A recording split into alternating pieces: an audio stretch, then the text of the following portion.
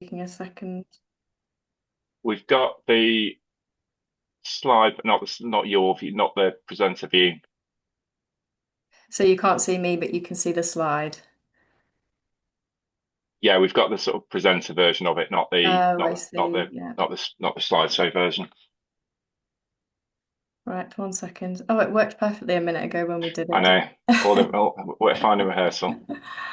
Right, 1 sec. Let me close that down and let me start again. Okay, share.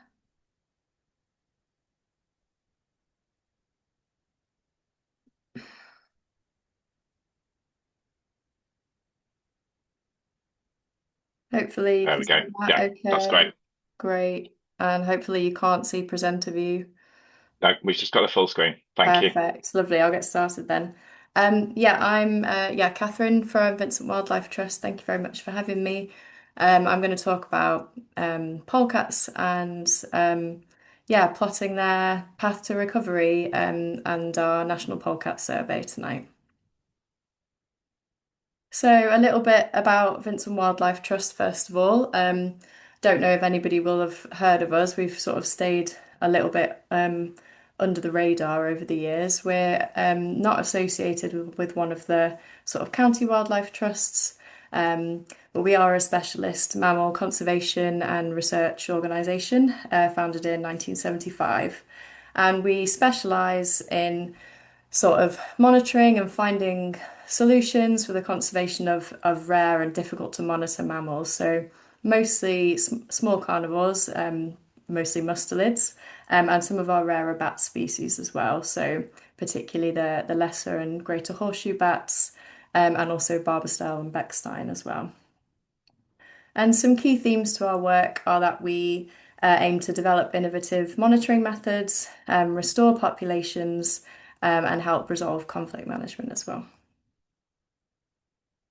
A little bit about me before I launch into carnivores and polecats. So, after uni, I went and worked at Cheshire Wildlife Trust on a sort of mossland restoration project, and then went into consultancy where I did lots of badger work and started getting into mustelids, but unfortunately didn't really get the opportunity to work on polecats or pine martens in consultancy due to sort of where I was, and polecats aren't really a major concern in development, unfortunately, as well.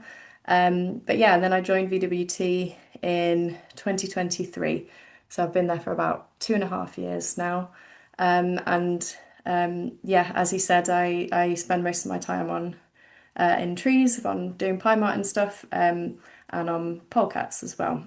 But some of our other species that we cover include stoats and weasels, the European mink, which we don't have in Britain, but we do a bit of work in Europe on that, and the wildcat as well.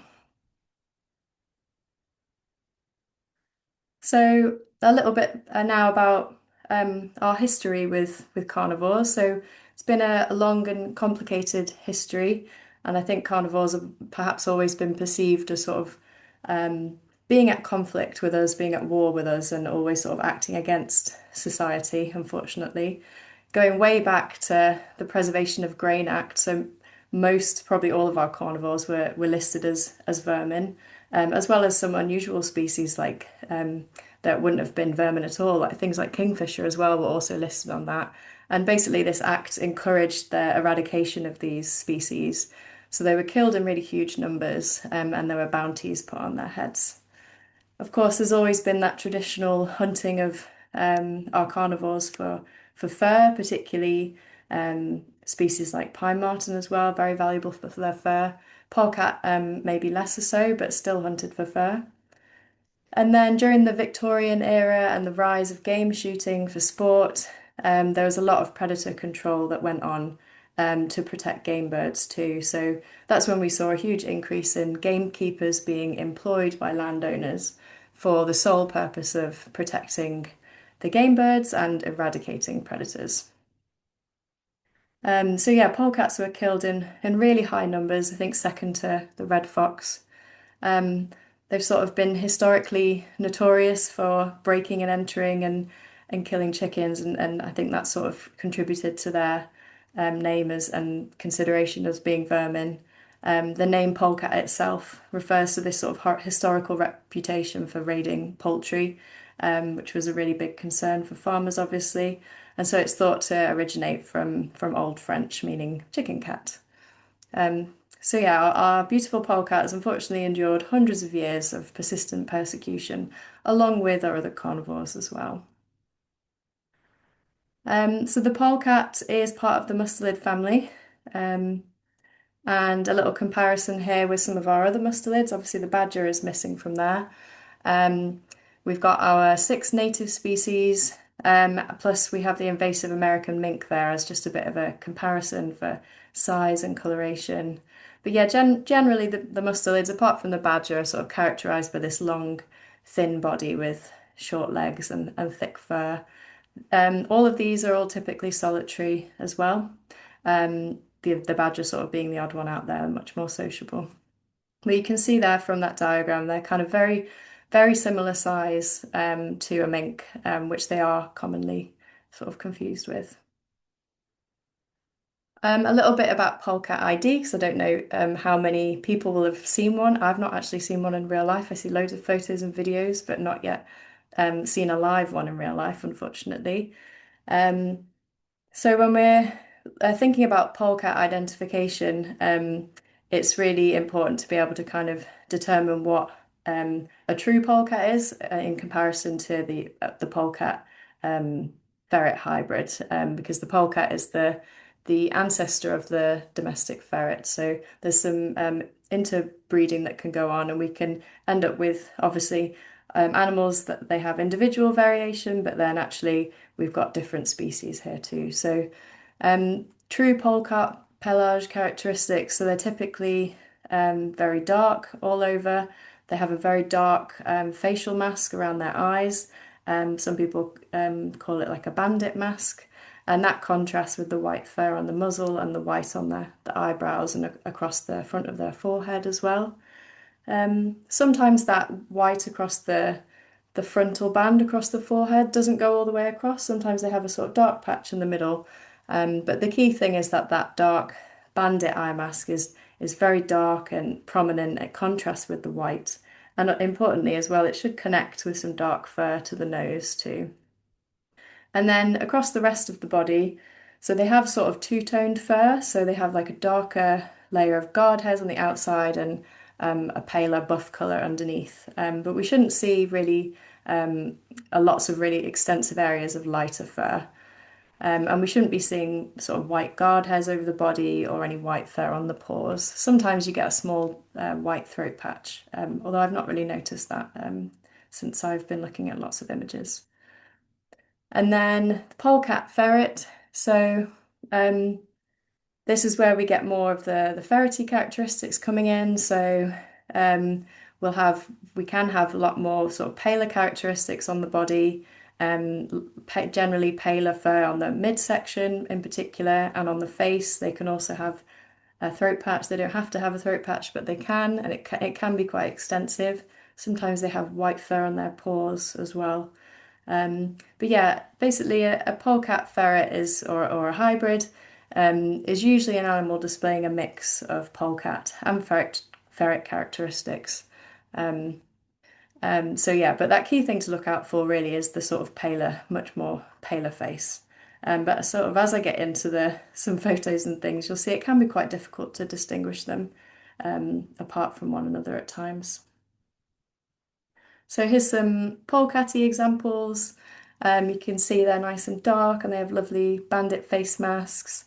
You can see maybe what I mean there a bit if you look at the images, the 2 images on the left and the middle compared to the one on the right. The one on the right has sort of whiter fur going right across the forehead, whereas the other two they have like a darker patch in the middle. So that's just different individual characteristics. But that dark fur is always connecting down to the nose. That's a really good telltale sign. And then some polecat ferrets, you can see these are much lighter in colour, and they can often look a bit more sort of dainty as well, less sort of stocky looking. Another thing that I didn't point out is that the male and females don't really look any different. It's just that the males tend to be slightly bigger. And then, like any animals, polecats obviously can vary individually, and also depending on the season as well. So you have to take that into consideration when you're trying to ID an animal. So all three of these are polecats. Um, we've got the animal on the left in its sort of summer coat, its shorter summer coat, and it's got more of a darker appearance. And then the two animals in the right are on their in their winter pelage. So in the winter, the pale underfur is longer and thicker, and the pale facial markings become a bit more extensive on the face, especially that frontal band across the forehead. And the photo on the far right there is an animal in southern Scotland in its sort of thicker winter coat. Um, so yeah, that's season's another thing that needs to be considered. So polecats are predominantly nocturnal, but they have increased activity during the daylight hours in the summer. So you could get lucky and see a whole gang of them about in the summer months. They're solitary for most of the year. They come together to mate in the spring, between sort of late Feb and April. Um, they don't have delayed implantation like some of our other mustelid species, so it's sort of direct pregnancy. And usually kits, sort of up to 9, 10, but usually an average of 4 to 6 are born in sort of May, June time, or potentially a bit later. And those kits sort of stay with mum for a bit, and then they later on disperse from that family group in August, September time. And when you see a group of polecats, there is going to be a mum um, with juveniles. So you wouldn't get groups of adult polecats together. And a group of polecats can be known as a skulk, which I thought was a great term for them because that kind of reflects how they move. So they're habitat generalists, although they do tend to stick to lowland habitats, but they inhabit woodlands, grassland, farmland, gardens as well, even. Um, like lots of other animals, they will use linear features like hedgerows and river corridors to travel around. Um, Unlike other mustelids, they're not highly territorial. They don't appear to sort of mark and defend territories. But yeah, their territory size really depends on resource availability and habitat quality. And usually a male will have a territory that overlaps females. And that territory size is usually sort of 1 to 2 kilometers squared, I think, from radio tracking studies. They'll have multiple den sites in their territory, so they'll use these for resting, for eating in, for breeding as well, obviously. And really common examples are rabbit warrens. That's sort of a bed and breakfast situation, I suppose. There, holes at the base of trees. They'll sleep in barns and buildings and on farmyards, even out amongst the hay sometimes. They'll also use garden features, so cavities under garden sheds and decking as well. So they're sort of a habitat generalist, but their diet is a bit more specialized. So most of their diet, about 80 to 90%, is rabbits. But they are capable of prey switching to sort of make the most of whatever is abundant, and in season. So in spring, there'll be a glut of amphibians and they'll happily eat lots of frogs. And in winter, some studies have shown that they seem to move into farmyards and they'll eat more rodents. And yeah, if you're really lucky, they occasionally come into people's gardens and eat hedgehog food as well. So a bit onto their decline now. So they were once thought to be the third most common carnivore in Britain. This is like going way back to the Mesolithic period, so just after the last ice age. And it was once a species that was widespread across Britain, but it was thought that there were higher densities in Wales, northwest England, and northern Scotland. Unfortunately, by 1915, this study showed that due to these enormous persecution pressures, it was basically considered extinct across most of its historical range. And the entire polecat population had pretty much become restricted to an area of central Wales and some of the English Welsh border counties like Herefordshire and Shropshire. But luckily, since the mid 20th century, survey efforts have shown a bit of a gradual recovery in polecats. So they can be considered a sort of quiet conservation success story, which is great news amongst our sort of massive declines in nature. Um, this is due to a few different things, really. So there was definitely a reduction in persecution pressure during both of the world wars. There was less game shooting that occurred at this time, although there was still some persecution going on because humans became more interested in hunting rabbits for food themselves. So there was a bit of conflict there, but it was greatly reduced compared to what it was pre-wars. The gin trap, the lethal gin trap, was banned in the 1950s, and then we also had the end of myxomatosis sort of outbreak as well. So rabbit populations started to go up. And it's thought that because they have such large litters, their rates of reproduction have sort of been able to keep pace with lower levels of persecution like these. So, unlike other species like the pine marten, who don't breed for their first 2 or 3 years, and then they'll have a very small litter size and they won't all survive, the polecat's sort of been able to keep up with this lower rate of persecution. They were then offered legal protection in the 1980s as well, so that prohibits certain methods of taking or killing polecats, so you can't intentionally set traps for them, which is great. So yeah, they're a bit of a success story, which is lovely. However, we still need to consider that they do face some threats. So the main ones here are road traffic accidents, unfortunately, secondary poisoning from rodenticides. So as I mentioned before, they do like to come into farm yards for resting, but also for eating rodents. And if rodenticides have been put out for rats, these can accumulate, and it can affect polecats, unfortunately, as it can other carnivores and other species too. So this is thought to be a really big issue. Um, Accidental trapping as well. So although protected from trapping, they're still likely to become victims of accidental trapping in traps set for other species. They do kind of have a habit of wandering into rat traps. I've had records of, and mink traps as well. Um, and then hybridization as well. So hybridization with ferrets is another potential threat. Um, and yeah, in there was a study done a few years back now, and it found about, I think it was about 31% of the polecats that they tested, and these were carcasses that were collected during one of our previous surveys. They had a bit of hybrid genetics in there, so and that even included ones that looked like true polecats as well. So that's something that needs to be monitored. Um, Due to their natural recovery in numbers across Wales and England, the polecat is currently listed as least concern in Wales and England, but it's still not recovering in Scotland. It's still endangered there. Um, and it's one of our principal species that we're working on at BWT, as we do consider them to still be at risk. And we're hoping that through our work, the polecat population continues to recover and recolonize its former range.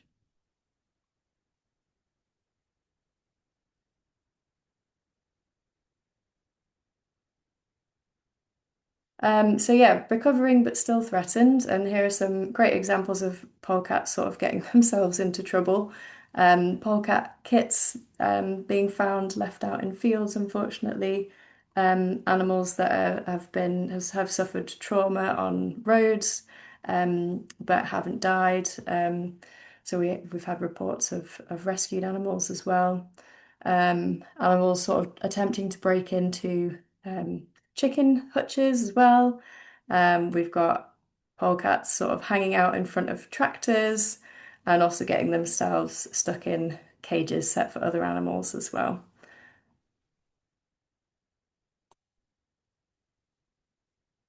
So yeah, for VWT, we think although that they're sort of recovering in Britain, um, they still have some threats that they're facing, and it's also important for us to keep a focus on polecats because although they're doing well in Britain, they're not doing so well in Europe. So this map is from a paper that my colleagues published back in 2018 now, and it gathered information and expert opinion from 34 countries in Europe. And it basically found that the polecats known or suspected to be declining in 20 countries, and it was only increasing for certain in 2 countries.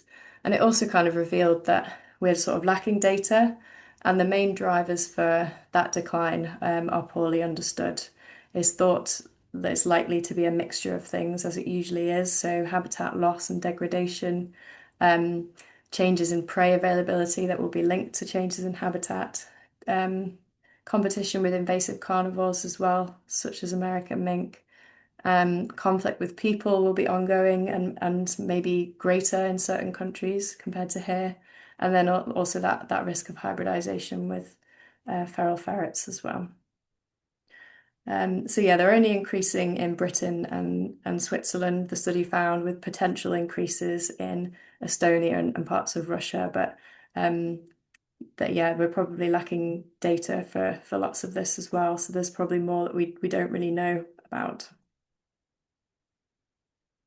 To sort of monitor polecats, you kind of really need to know where a species is and what the population size is to be able to begin to conserve it. But yeah, they're not easy to monitor.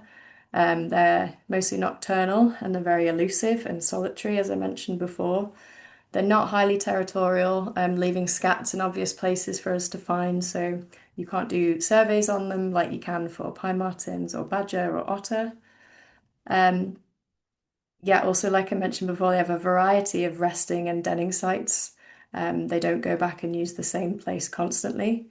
So that also makes it difficult to monitor. And they probably exist in sort of low densities in their landscape as well. Um, so some of the methods that you can use for monitoring polecats, radio tracking studies can be very valuable. It's how scientists learned lots about polecats' lifestyle, diet, habitat, and breeding. But it's often going to be very time consuming and expensive.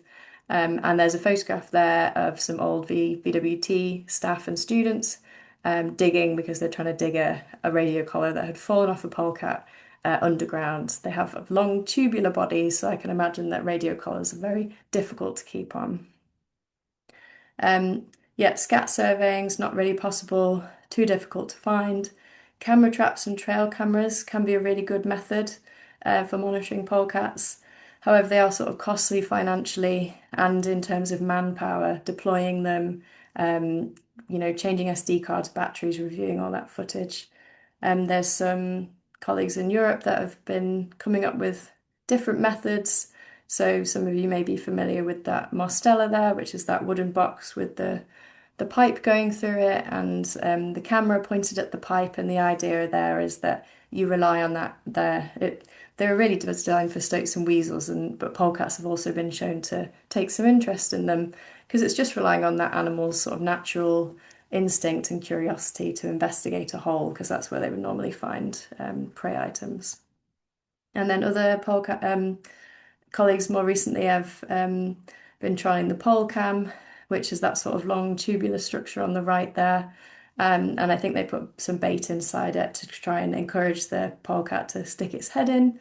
And then you can get some nice photos, and you can even try doing individual identification as well. And that can be helpful to estimate population size. And then a final method is citizen science. So a key objective for VWT and polecats is that population recovery in Britain is sustained. And so we need a good way of monitoring that at a really large scale. And that's where citizen science has been really useful. So we've been running these national polecat surveys since the 90s to monitor polecats across Britain. And the survey's repeated sort of every 10 years with the same methodology.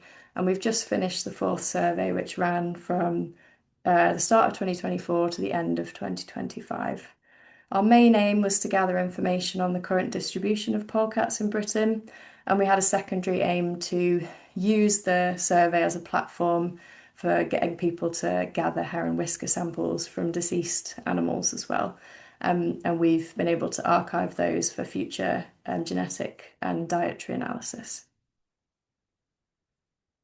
So yeah, these surveys sort of started back in the 90s. I've got a couple of maps there from 2004 to 2006 survey, and then sort of 10 years later. And you can sort of see even just between these two surveys 10 years apart, that those green marks there are indicative of true polecat records, and you can see those sort of spread out quite a lot in just those 10 years.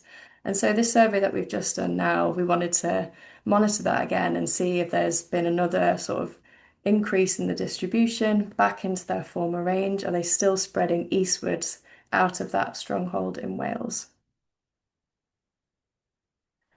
So during the survey, members of the public have been asked to report sightings of polecat type animals through different channels. So we had an online form set up, and we've used Mammal Mapper as well, and Mammal Society have been great in promoting the survey. Other platforms like iNaturalist too. We've had a dedicated Facebook page separate to our normal VWT page, which I think was really useful for sort of doing a focus on polecats, and great for engaging and reaching a wider audience that wouldn't normally follow what VWT posts. Um, and then we had a TikTok account as well that we had started last year, with the aim of sort of reaching a younger audience. And we found that polecat videos did really well on there, which was fantastic. And lots of the videos and images that we share are sightings that members of the public have shared with us. And then I've asked if we can use the videos and images with credit to them. So that, yeah, big thanks to those citizen scientists that allowed me to do that.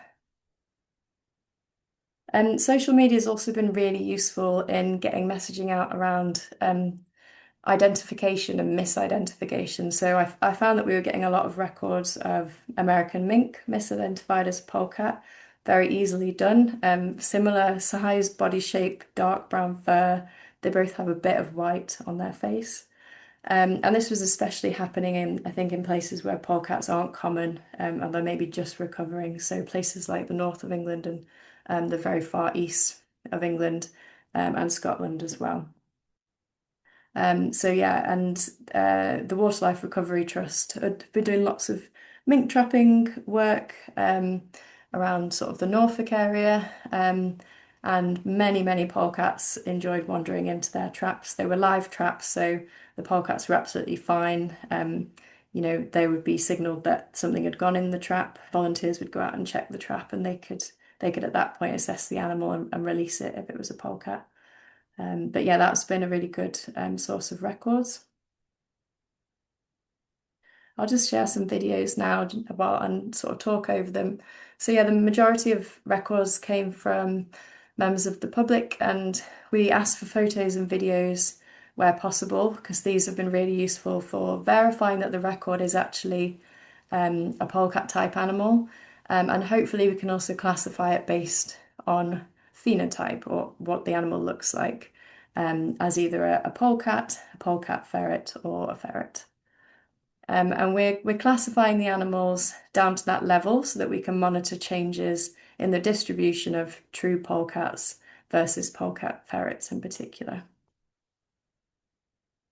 We also had data shared from local mammal groups, record centres, and other sort of mammal monitoring project as well, that had relevant data. So this is a lovely polecat from Wales.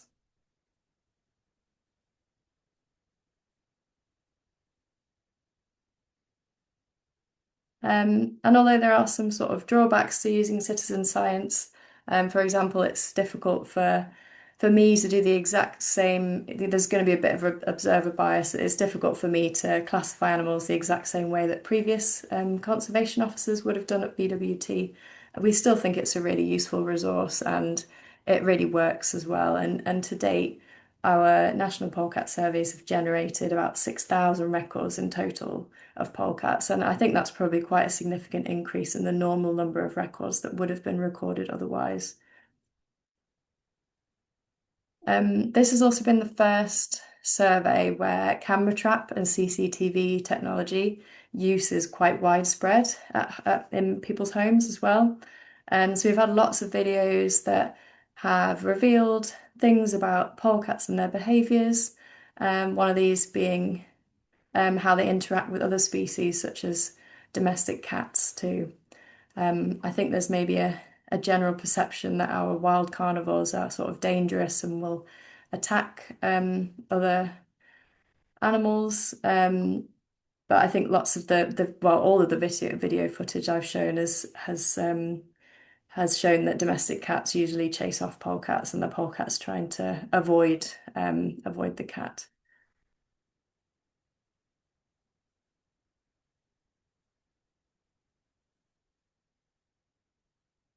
I've also learnt a bit about juvenile polecat behavior as well. So it seems that they can be quite well, they're very naive, I suppose, but they can also be kind of bold in a way that they walk straight up to people, or they'll just carry on about their business, playing in the middle of the road when people are standing right there. And this does make it a bit tricky when um, trying to verify records and distinguish what could be a feral ferret that looks just like a true polecat with its coloration. Um, but yeah, it's so yeah, that's where we have to consider other things like time of year as well, and the age of the animal too. So I'll just run through some like early results. So we've had over 1,900 records verified so far. Um, I've still got a few more records to go through that I'm collating together from other organisations, but yeah, nearly 2,000 records were submitted to us directly, which is fantastic. A small number of records were sort of unconfirmed and not included, and that's where I've not had enough information to rule out other species, or it's been incorrectly identified. So yeah, common incorrect ID was American mink and pine marten as well, actually. And yeah, then we had some records that were outside of the survey period as well. So yeah, we were just looking for records in 2024 and 2025 so that we can compare that data set to previous surveys. And yeah, data analysis is in progress, but I can share some sort of initial results. And although Wales is still considered to be the stronghold for the species, we got more records from England as we have previously as well. I think probably just larger population, bigger size. There's just more recordings gone on. And we did have an increase in records from Scotland. So it was 2% of records were from Scotland 10 years ago, and we had 4% of records were from Scotland this time. And consistently with our other surveys, many sightings couldn't be classified, so they couldn't be identified down to that level of was it a true polecat, was it a hybrid, or was it a ferret? And that's just because either there wasn't any photographic evidence, so I was just relying on a description, or the photographic evidence wasn't good enough to be able to tell. So um, and this example here of this video, really high quality trail camera video. But polecats always seem to be on the move. They're always going somewhere. They're always very important. They've got busy things to do. And they're usually recorded at night as well. So that has made it very difficult at times to actually um, sort of stop a video, really zoom in and clearly be able to see what that animal's pelage characteristics were. So did they have all the characteristics of a true polecat or not? So yeah, that could be quite tricky sometimes. So the majority of our records were undetermined, but we still had a really good number that we were able to determine as polecat or polecat ferret, and we had a few ferret records as well. In the last survey, yeah, over half of our records were road casualties. This time, been a bit of a change. Most of our records were live sightings, actually, interestingly. Yeah, a smaller percentage of road casualties. Not sure why this is, whether it's because polecats are being found in places closer to where people live, so people are seeing them more. Um, or, I did wonder if it was the fact that maybe our roads were a bit busier and more dangerous than ever, and that was making it difficult for people to stop and record road casualties. As expected, the number of camera trap records increased significantly, so that increased from 4% 10 years ago to 18% in this survey. but the number of sort of other types of dead animals, live trapped and rescued animals, sort of remained almost exactly the same as the last survey. We're seeing a very similar pattern of records across the months throughout the 2 year survey period. A bit of a difference is the lack of the big spike of records we would normally see in March, which would coincide with larger road casualties when adults are normally dispersing for the breeding season. So we had a lack of that for some reason. Um, we did have a peak in sightings at the end of the summer, so August, September, and that coincides with that end of summer juvenile dispersal period, when we get more road casualties, unfortunately. I did wonder if maybe the fewer num that that lack of a spike in March could be just to do with fewer people actually having knowledge about the survey in the first year, and that's had a knock-on effect to that 3 month in dispersal period. Fewer people had knowledge of the survey, and so fewer people were making records potentially. So yeah, lesson learned there to start comms maybe even earlier before doing a survey like this. I thought I'd zoom in a little bit on Yorkshire for you guys. On the left there is the distribution of 10 kilometres squared from the last survey 10 years ago. And on the right, I haven't put them in 10 kilometre squares, but they're the locations that our records came in from this survey just gone. And yeah, the green is true polecat on both maps. The yellow is polecat ferret and the grey is undetermined. And there might be the odd pink on my map on the right there too, which is feral ferret. So yeah, I think we had 64 records from across all the Yorkshire Vice counties, recorded in similar areas to the previous survey. I mean, I'll dig down to that a little bit more. Sorry, that's quite a lot on your screen. Um, but yeah, so it looks like polecats are still present in southwest, midwest, and northwest Yorkshire. Looking at the numbers earlier today and sort of comparing it to the previous survey results, perhaps just starting to colonise southeast Yorkshire, but it seems that it may be still absent from northeast Yorkshire. But this is based off my survey's results, of course. So obviously, you guys in the local area might have more knowledge, and can paint a better picture of when these changes have occurred. Um, yeah, haven't been able to confirm whether polecats are present in some vice counties in England, and that's just due to lots of records not being able to be classified to the level of polecat or polecat ferret. So yeah, we're in this survey is really a snapshot of what's really going on, I suppose. Northwest Yorkshire had the most polecat records, and I think they were mostly concentrated around the sort of eastern Yorkshire Dales area. And comparing that to the last survey, they look like there were quite a few polecat records from around Harrogate and Ripon. Hope I'm saying that right. We didn't get lots of records there this time, but we got more records further north actually. So similar kind of area, but a bit further north.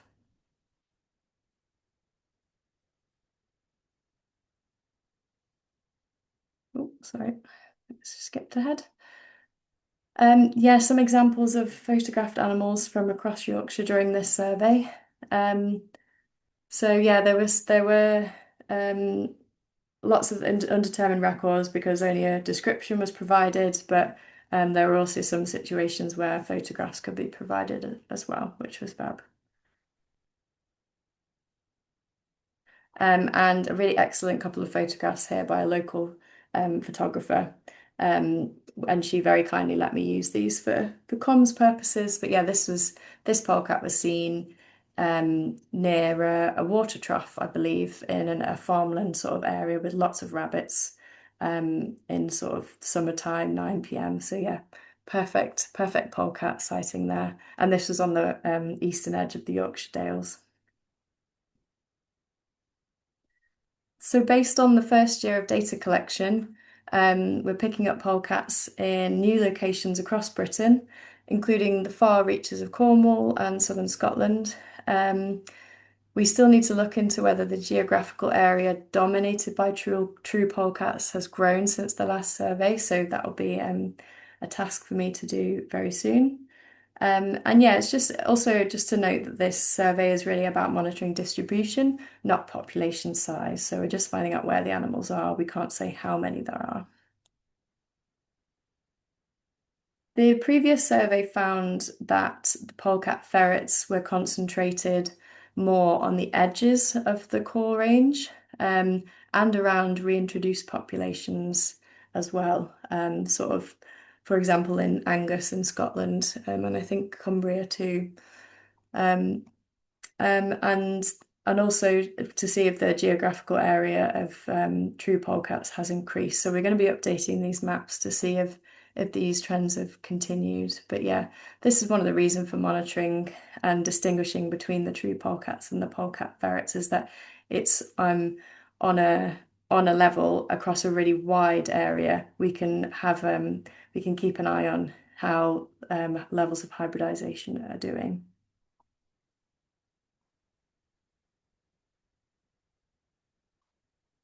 Oh, I forgot to mention that last point there. Yeah, so some research conducted with carcasses taken from the last survey actually suggested that the true polecat phenotype, so when animals look like a true polecat and they have true polecat features, that it actually carries a competitive advantage over animals that have more ferrety features. So it seems to be that the true polecat genes are sort of dominating over ferrety genes, and it's maybe that those genes associated with that phenotype are also associated with things that are important for survival. So things like cognitive function that will help with hunting, for example. But yeah, that's something that I need to look at next.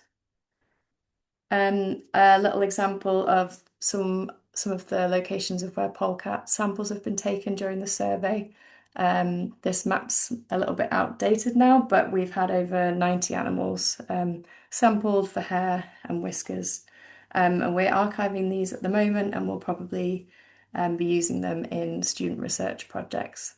So if we can get some genetic information from the hairs that have been plucked, and in the whiskers, it actually captures information on the polecat's diet. So you can do something called stable isotope analysis on whiskers, and it can tell you what the polecat's eaten, which is very cool. So my next steps will be to continue with data analysis, lots of mapping, updating maps, writing the report, which will be published this year. My colleagues are doing some modelling, so they're taking they're particularly interested in the true polecat records and modelling that against different habitat variables. And we can maybe take a closer look at the situation in Scotland and try and understand if maybe there's a conservation intervention that could be taken there. So the polecat is still missing from much of Scotland, unfortunately. But yeah, maybe there's some measures that can be taken, potentially future reintroduction, if local communities and people were accepting of that and wanted to work towards that. But yeah, it's sort of very early days, just doing some desk-based modelling to see if what kind of habitat features polecats are associated with, and then looking at areas where there are no polecats and comparing that. Um, Looking ahead, there are some things that I think we really need to do that will help polecats in the long run. So we really need to be limiting opportunities for them to breed and hybridize with feral ferrets. We also need to reduce exposure to rodenticides as well.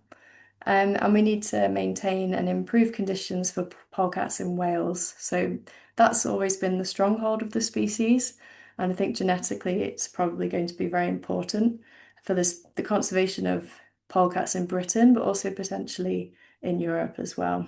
They might be looking to Welsh polecats in the future when polecats start to go missing. Um, just a final bit of yeah, some books for your shopping list, I suppose. So the book on the right there is by Johnny Burks, who used to work at VWT, and he's a polecat and pine marten expert. That's a really enjoyable book, has loads of stuff just about polecats in it. And then the book on the left by my colleague Jenny, Stokes, Weasels, Martins and Polecats. That came out just last year, I believe. And it's a really lovely book. It's got loads of photographs in it. She really delves into the history. She talks about reintroduction projects, all sorts of things. So I definitely recommend those. That's it for me about polecats. I'll just share one final slide. Um, so considering where you guys are, there is the potential to maybe be really lucky and see a pine marten. We collect incidental sightings of pine martens, and we're trying to monitor their distribution across Britain. We actually have a project on at the moment called Martins on the Move, and Yorkshire sits outside of that, unfortunately. But I do have sort of external colleagues in Yorkshire that are involved in other pine marten projects. But yeah, we're becoming a big hub of pine marten data actually at the moment. So I just wanted to throw this out there. If you ever think you see a pine marten or have seen one in the past and haven't reported it, we'd be really keen to know. And yeah, as usual, a really detailed description is really helpful, or even a photo or a video if you have it. Obviously, that's super helpful. But yeah, you can just Google us. You could probably just Google report a pine marten sighting, that would come up there. And yeah, there's a really easy form to fill out on the website. And that's me. Thank you very much. Thank you very, thank you very much, Catherine. I learned a lot about something that I didn't know a lot about. Great. Uh, um, One question I had was, what obviously you've talked about seeing pine martens. Are you interested in sightings of polecats outside of your survey season? Is that something that people could report to you directly, Ah, or that's is there okay. somewhere else to report them? Yeah, I would Obviously, I say. will just on a purely personal note, your local malware recorder would love your records as well. So it's over and above. So if you've got a central database or anything, Yeah. Yeah, absolutely. Yeah, I would say outside, now that their survey period is finished, we point people towards their local record centre or local mammal recorder, however people normally would report a sighting. There's lots of apps out there now for recording wildlife too. Um, Obviously, if you do send it to us, we will still pass it on, but it just removes me as the middleman, really. So yeah, just report a polecat as you normally would outside of our survey periods. Yeah. lovely. Thank you. Yeah, to your Wolfdown, that's mammal recorder as well. Um, right, we've got a few questions. Are there any habitat improvements that could benefit polecats?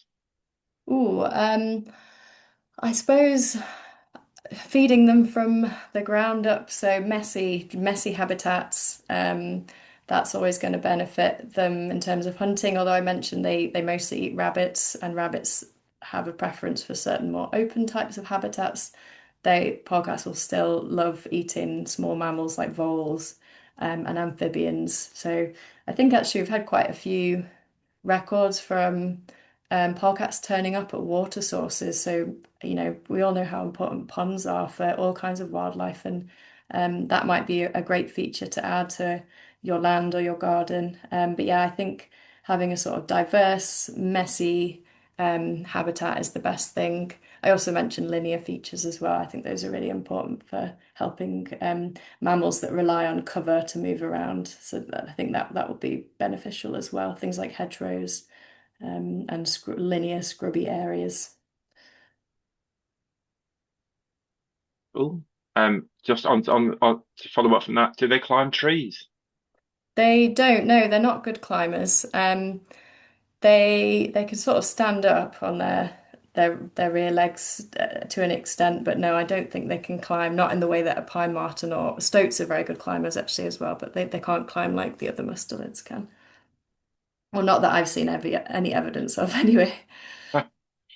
Um, would pine martens and polecats coexist, and how might the reintroduction of pine martens affect the recovery of polecats? Yeah, yeah, no, they absolutely coexist quite happily together. So they've obviously evolved alongside each other. They have they inhabit a different niche in their habitat, really.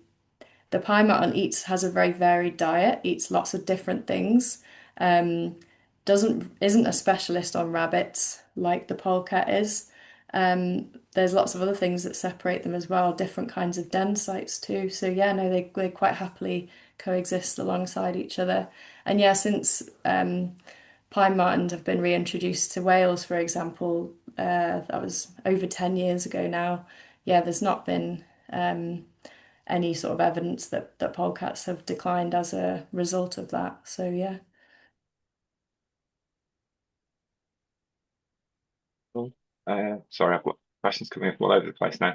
Um, Talking about the minimise crossbreeding chances with wild ferrets, is there sort of an eradication, like there is with mink, a sort of eradication process for wild ferrets or hybrids? No, not that I'm aware of. If So polecats have some legal protection, but I think if a sort of hybrid that was very obviously a hybrid wandered into a trap, I think it would be that person's responsibility to dispatch it. Really, that would be the responsible thing to do rather than allowing it to continue to survive because of the risk of hybridization. Um, I think from the studies, the genetic studies that they did from the carcasses from the last survey, I don't think they identified any like first generation hybrids. So it's lots of yeah, introgression that's going on. So lots of hybrids mating with hybrids or hybrids mating with true polecats. But yeah, I can't think of any eradication programs or anything that are going on. And is there are there any other methods to kind of prevent it, or is that kind of it? I suppose if you can ensure that domestic ferrets are kept securely, so they're not going to escape, or maybe particularly a lot of ferrets are sort of pets, but they're also still working animals, making sure that they can't breed if they were to escape. That's probably a responsible action that could be taken to prevent there being any further hybridization. Another hybrid question. Are polecat ferrets fertile? So can polecat ferrets breed with polecat ferrets? I believe so. Or polecats, I suppose. Yeah, I believe so. Yeah. Last one, well, yeah, last one, I think. Last polecat question, anyway. There is another question. Are polecats in competition with stoats? No, I think again, although they do kind of hunt similar things, very different sort of body size. They just have different roles to play in the environment, and they co-evolved alongside each other. So yeah, there's definitely room for all of our mustelids to live alongside each other in harmony. Although really we should be eradicating the American mink, not just because of obviously issues it causes a host of other species, but there is um, there is some evidence that they could be impacting polecats as well. Sort of ongoing research that's going on there, but yeah, potentially it's having a negative impact on polecats. In part by sort of using up habitat that polecats would otherwise use, for example. Well, I think that's all of the polecat questions. Finally, um, could you give us a bit of background about the Vincent Wildlife Trust, the origins of the trust, and any major areas of work?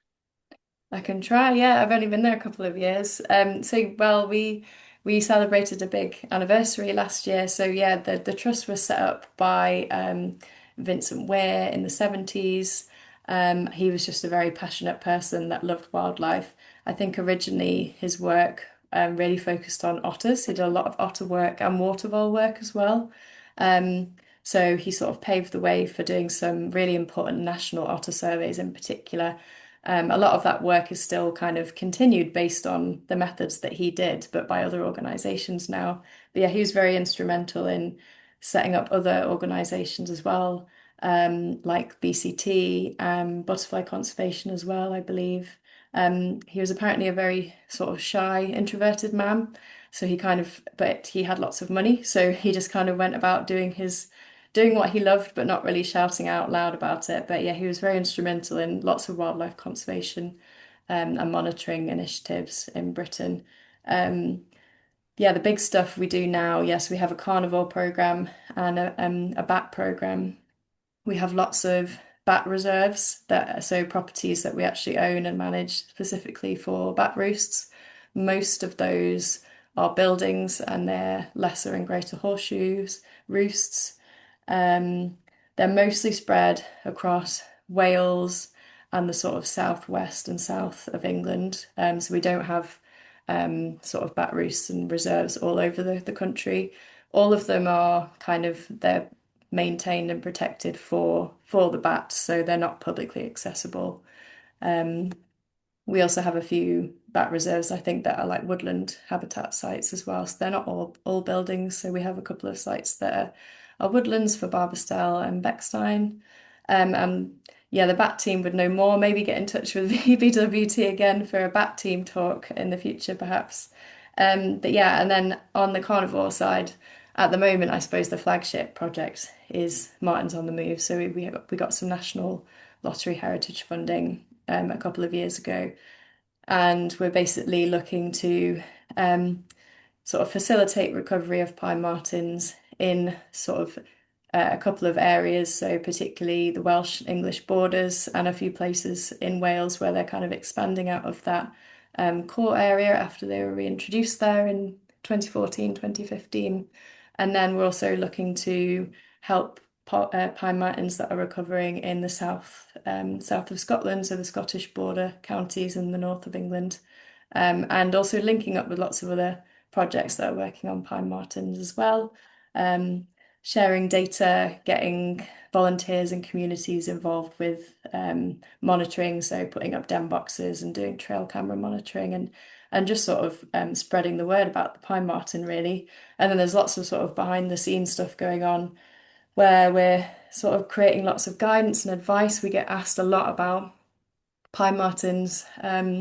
We get a lot of inquiries about people wanting to reintroduce them all over the place. Best practice in monitoring them.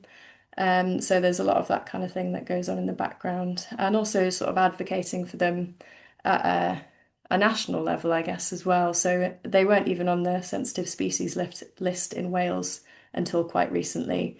And then we're hoping we can kind of, they're obviously protected, but there's very little guidance out there for land managers, foresters, and homeowners as well in England and Wales because pine martens just haven't been there for so long.